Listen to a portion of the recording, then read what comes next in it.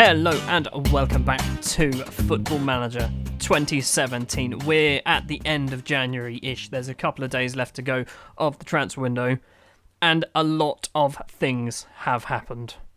Firstly, a couple of transfers out. Manolo Gabbiadini has made his move to Stoke permanent, and then subsequently damaged his spine, so he's probably going to miss the rest of the season, but we cashed in on him before he did that.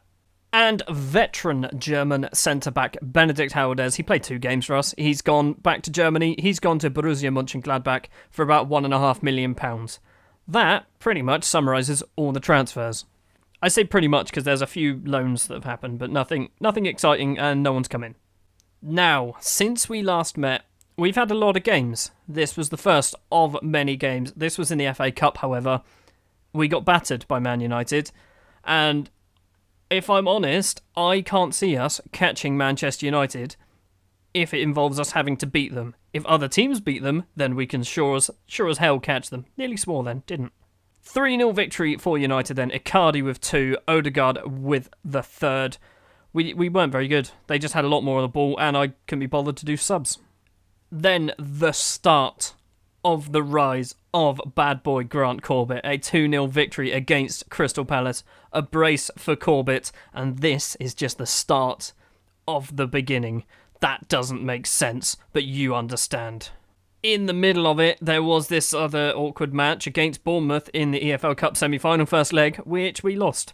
Dennis Cheryshev with the goal. We weren't very good. For some reason, I decided to play Beckham Magabane, and I immediately regretted that. Back to the league, and Grant Corbett once again gets a brace. This time against Arsenal, a 2-2 draw. A game we should have won. We were 2-0 up, we threw it away, which is something we're very good at. 2 goals for Corbett, 2 assists for Krovinovic, 0 subs for me. This is actually a thing that I've got in the habit of, and it's really not good. And then it gets really good. 4-0 victory against Tottenham at home. Grant Corbett once again with the goal that opened up the scoring on the 49th minute, bear in mind. Second half, Grant Corbett scored. Lukaku then with a second for Southampton after 62. Tamuri Bakayoko after 69 made it 3-0. And then Filip Krovinovic right at the death in the 88th minute makes it 4-0. 2 assists for Krovinovic as well as a goal. Grant Corbett gets another goal. And then we have the final game, which is even better than this one. This final game, I'm actually very annoyed I didn't show you, because it was one of the games that I was tempted to do, and then I changed my mind. A 6-0 victory for Southampton versus Hull away. Bad boy Grant Corbett gets a hat-trick after 14 minutes, actually in the space of 7 minutes. Vincenzo Bogart then gets a hat-trick in the 31st, 60th and 85th minutes. So 6-0 in total, 2 goal scorers, 2 hat-tricks, 2 assists for Bogart, 2 for Krovinovic. I can't speak, I'm losing my breath. Adrian Rabiot with an assist as well, and Jefferson Douglas gets the final assist. That result means that the league table will look something like this. And it's very good reading for us. 2nd place in the table, only 2 points behind Manchester United, because the mighty Middlesbrough beat Manchester United 3-2, which means they have had their first defeat of the season, and the gap now is 1 victory. So, as I said earlier, if it comes down to us needing to beat Manchester United, we might not do it. However, if, and it's a very, very big if we do beat Manchester United, we, in theory, at the moment anyway, would be going top. But that is a long way away. First of all, we have to play the second leg of the EFL Cup semi-final, which we have to win. And I think because of the performance in the last game, I'm going to go with the same lineup. Atanas Spasov in goal, who is replacing African Cup of Nations duty Kouadio Kone. That doesn't make sense as a sentence, but yeah, he's at the African Cup of Nations, so Spasov's playing. Back 4, Barbarian, Bracamontes, Serna and Jefferson Douglas. Midfield of Bakayoko, Thomas Doherty and Adrian Rabiot. Filip Krovinovic is the advanced playmaker, and bad boy Grant Corbett and Vincenzo Bogart are the strikers. Now, if there was ever a must-win game, this is a must-win game. A win here, and we get into the EFL Cup final. And that would mean we can have another trophy in the cabinet. We haven't had one since the 2nd season, where we won the Europa League. Well, technically the 3rd season when we won the European Super Cup. Looks like Bournemouth are going all out attack then with that formation. That's going to be fun to break down. Assertively, We owe them, because they did beat us, and we were the better side, but they beat us. I want to see another performance from Corbett, because bad boy Grant Corbett has been on fire the last few games. I don't know what's happened, but he's basically become a world-class striker. He's not a world-class striker, he's just scored a lot of goals. Kravinovic has been tackled by Canales. This is probably going to end the highlight now, isn't it? Cerna, Jefferson Douglas, Thomas Doherty, Bakayoko. If we get an early goal here, that would be impressive. Douglas again plays it to Rabiot. Rabiot finds Kravinovic, finds Bakayoko, who's got a lot of space, and we know he likes hitting from distance. He's coming forward and he's had an effort, and it's just gone wide, but there's only a minute played. Corner. It's not a corner. It doesn't... It's a goal. It's a goal. It wasn't a corner. I got confused by the fact that it wasn't a corner. I don't know what happened. The ball came in. Bracamontes headed it down. We'll see in the replay. So I think it was a free kick. Just outside the area. It looked like a corner. The way the camera was positioned. Okay, yes, it was a free kick. Kravinovic with a free kick.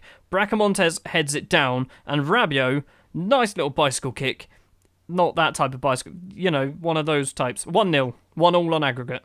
Jefferson Douglas with the throw-on. Kravinovic finds goal scorer Adrian Rabiot. Bakayoko's got a bit of space. He's been tackled by Cook. Bracamontes gets there. Now the Barbarian, who, according to his scout report, isn't very good anymore. And I'm kind of disappointed because he plays well. He's got some decent average ratings.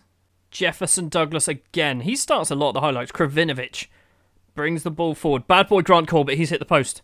He has hit the outside of the woodwork. It's gone off for a throw-on.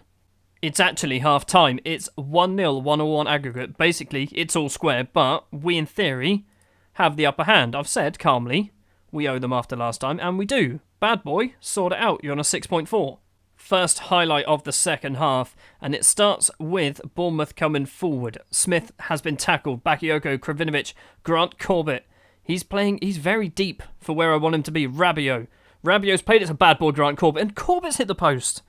The best player for Bournemouth so far has been the goalposts. This isn't good.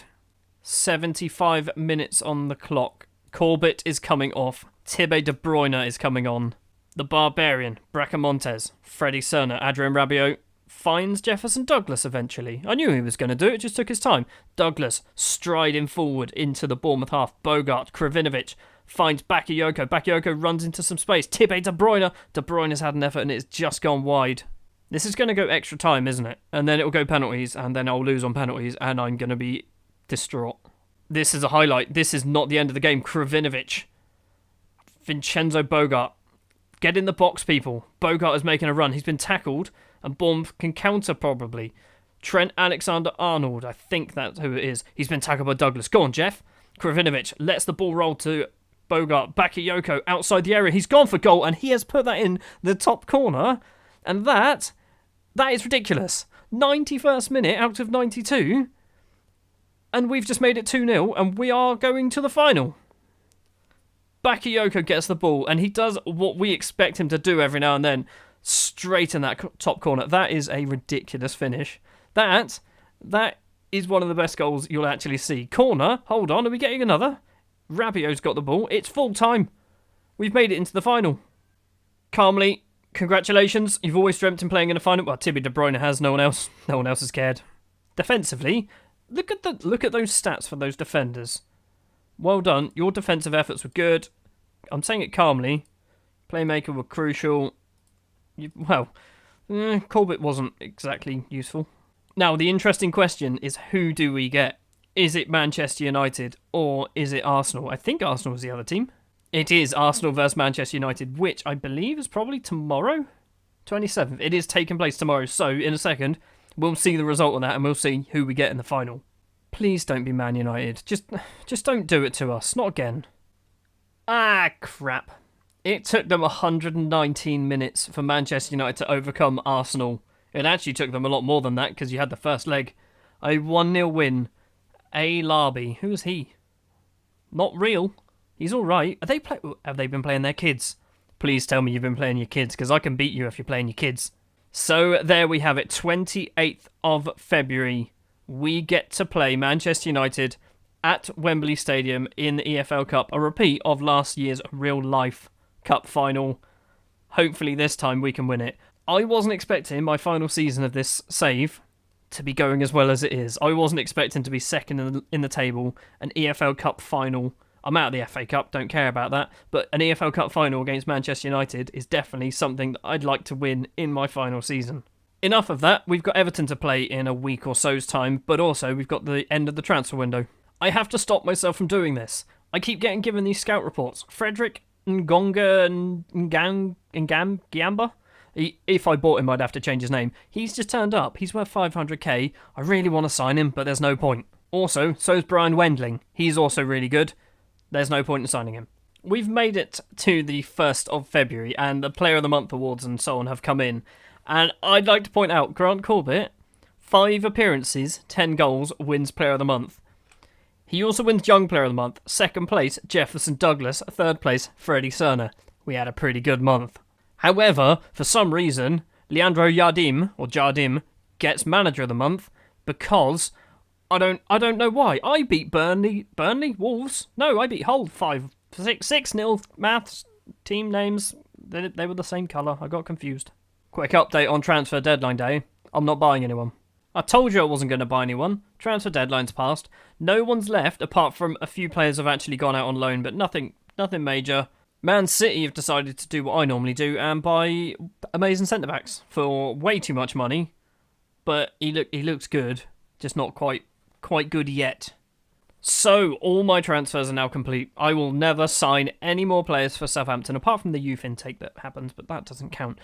So, transfer deadline day basically saw Joe Colley, Andy Mellor, Sean Elvidge, Amit Yusel and Robert Reeves all go out on loan. The only 2 real to mention there is Andy Mellor is the guy who played in the Champions League the other season, and Amit Yusel is this guy who I like the look of. He's only 17, but he wasn't going to play for me, so I thought I'd be nice and let Walsall use him for 6 months or 3-4 months. The wait is over. Well, the wait for me, it wasn't for you. Editing means that you see instantly. We're at the Everton game. We're now 7th of February, so it's been quite a while since I actually last did anything. Yesterday, Manchester United played Stoke and beat them, so they are now 5 points clear, so the pressure is back on us to get some result against Everton to keep us in the hunt. I'm basically going same again with a couple of little tweaks. So in goal, Atanas Spasov once again.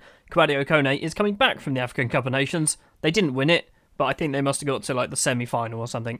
Back 4, Ali Tape returns Bracamontes, Freddie Cerner and Jefferson Douglas. Midfield, Tamui Bakayoko, Thomas Doherty and Mario Lamina because Adrian Rabiot has gone and got himself injured. He's only out for 2 days, but he gets to miss this game. I think it's actually food poisoning. Filip Kravinovic plays as the advanced playmaker, and Grant Corbett and Vincenzo Bogart are the strike force, who have pretty much, well, they got 29 goals between the pair of them. Lukaku's on the bench with 14.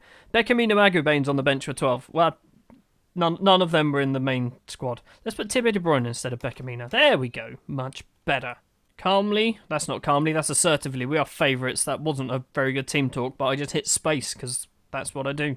Freddie Cerner with the free kick. Like I said earlier, the pressure is back on us to get something here, and bad boy Grant Corbett has started that off. His first goal of the game. I said that assuming he's going to score like 3.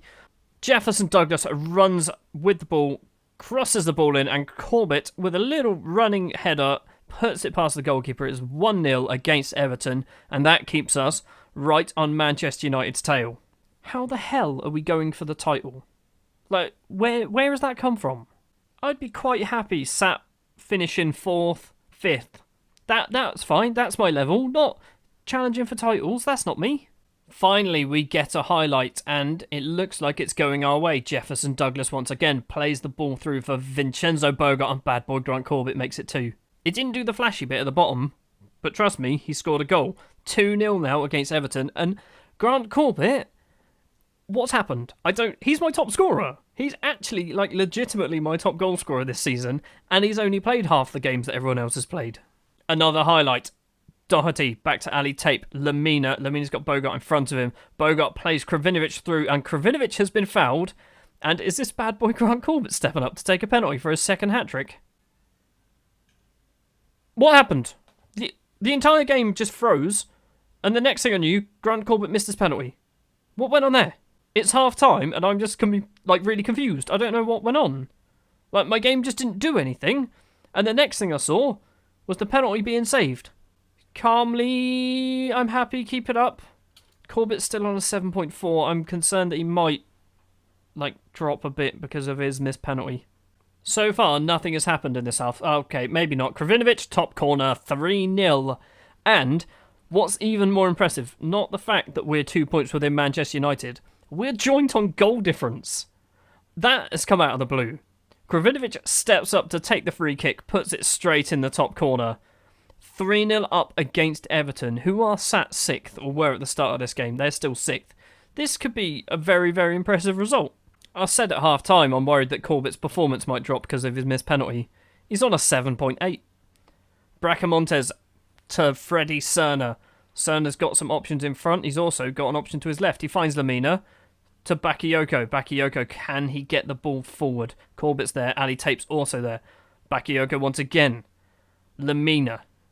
Lamina's taken strides forward, passes it back to Doherty. Doherty finds Bakayoko. Bakayoko to Corbett, to Krovinovic, to Lamina. Lamina's rattled the bar, and Funes Mori gets it clear. There's still 15 minutes to play, and I think it's time for some subs. Bogart is coming off for Romelu Lukaku. I kind of want to bring Ali Tape. You can come off for the Barbarian. Tape is now suspended for the next game, so I may as well give the Barbarian a run out just to keep his match fitness up. I think we've just gone and got ourselves 5 yellow cards. For the first time in a very long time, but that's probably going to be a fine for us. Jefferson Douglas with a throw on. This is going to be a full highlight.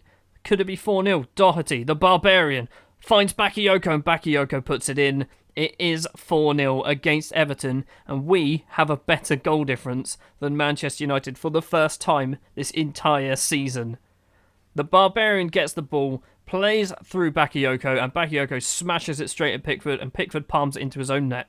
That is going to be full time then, unless something comes of this. The Barbarian gets tackled by Durate, and there it is, the full-time whistle, 4-0 at St Mary's, and bad boy Grant Corbett gets another brace. I'm very happy with the way you played. We have to. We can't not do it. It has to be Manchester United, doesn't it? We're going to do the Man United double in the next episode. We could win the EFL Cup. Although because of the way we've been playing against Manchester United recently, it's not going to happen, but we could win the EFL Cup. That's going to do it then for this episode. We are currently sat second place in the Premier League. 61 points, 19 wins, 4 draws, 3 defeats. A goal difference of plus 44 compared to Manchester United's plus 43. So, in theory, this is kind of now in our hands to try and grab this title away from Manchester United and put it firmly in our hands. Grant Corbett, top goal scorer of the season now with 16 goals. I'd like to point out his form here. This is insane. Against Wolves, scored twice. For some reason, didn't play him against Man United. Scored twice against Palace. No goals against Bournemouth in the EFL Cup first leg. 2 more against Arsenal. 1 against Tottenham. A hat-trick against Hull. Nothing again against Bournemouth. And then 2 more against Everton. In the last, 8 games, he's scored lots. 12 goals. In the last 8 games, he has scored 12 goals. And they've all been in the league. He's not scored 1 outside of the league. He's scored so much that he's actually got onto the bloody top scorers list. He wasn't even close to that. Anyway, enough about Grant Corbett. Thank you very much for watching this episode of Football Manager 2017. If you did enjoy, if you wouldn't mind leaving a like. If you want to see more, hit the subscribe button. Next episode, like I said, Manchester United double. Also, quick plug now, FM18 beta, when it comes out, I will be doing Napoli save for 2 seasons, I suspect. And then once that's over, I've got a plan for my first save. I'm not going to tell you what it is yet. I'll tell you during the Napoli one.